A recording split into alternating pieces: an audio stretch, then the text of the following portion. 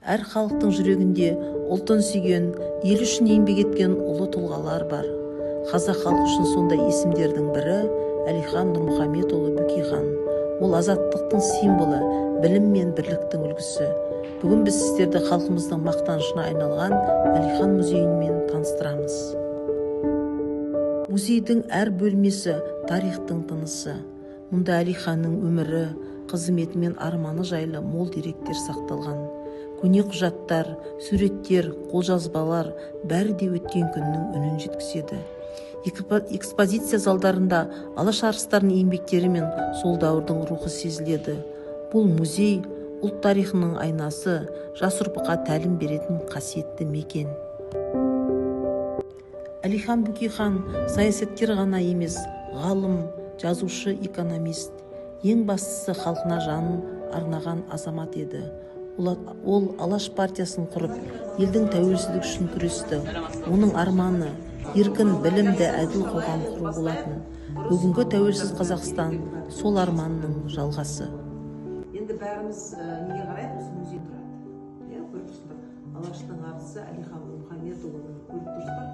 Бөкейханның өмірінің кезеңдері деп аталады екен. Әлихан Бөкейханның ата тегі тараған, Бөкейханнан тараған, Бөкейханнан Батырхан, Мырзатай, Нұрмұхамет, Әлихан. Бұдан Әлиханның өзінің 3 баласының аты жазылған ұрпағын. Осы міне 7 атасы деп біз есептейміз. Біздің Әлихан Бөкейханның балалық шағынан бастап, оның анасы Бегім ханым туралы да деректер бар бұл жерде.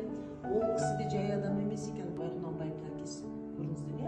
Әлихан отбасында 6 баланың тұңғыш болса, одан оң кезеңі, нағыз құқықтық қалыптасу кезеңі. Бұл жерде көзқарас, көріп тұрсыздар, мемлекеттік шынайылыққа өзінің көзқарасы қалыптасқан кезең, себебі мемлекет және қоғам қайраткері. Біз бұл музеймен мақтанамыз, өйткені мұнда тарих бар, рух бар, елдік пен бірліктің ізі бар. Әлиханның өмірі біздің ұлтқа үлгі, ұрпаққа өнеге, ел үшін қызмет ету ең үлкен абырой. Сол ұлы сөз әр қазақтың жүрегінде мәңгі сақталмақ. Мақтанышымыз Әлихан музейі.